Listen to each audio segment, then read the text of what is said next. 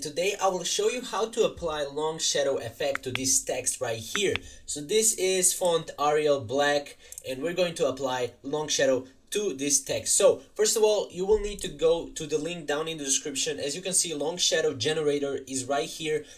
This is basically a generator for a long shadow.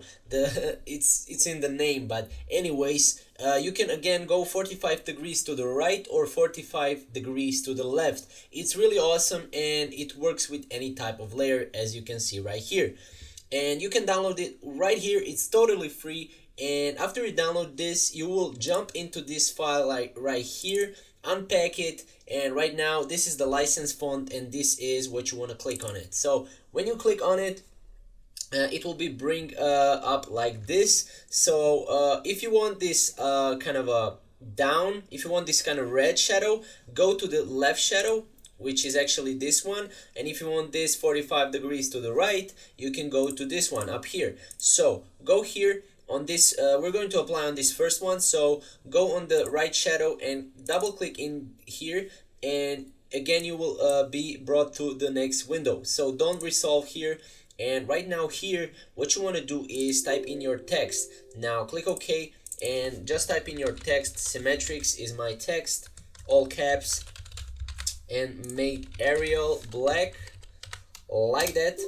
And we're going to resize this with Control T and till it goes like that. So right now we have this text right here.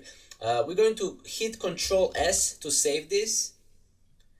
And right now you will need to wait a little bit more, and right now go here, and as you can see, you have applied the text shadow effect. Right now go to this right shadow, Control E, and actually Control Z, don't rasterize it, this was my fault, and just go and drop it right here. After you drop it right here, as you can see, we can delete our text right here. We have this text right here. So let me just center that if I can, and like that. So we have, and if you want, you can, change. You can double click here, and you can change here text and make it black because it will look better on Control S again to save it. It will look better on white wallpaper, white background. So again, updating smart objects, this is just going to take a little bit while, and after that you can go up here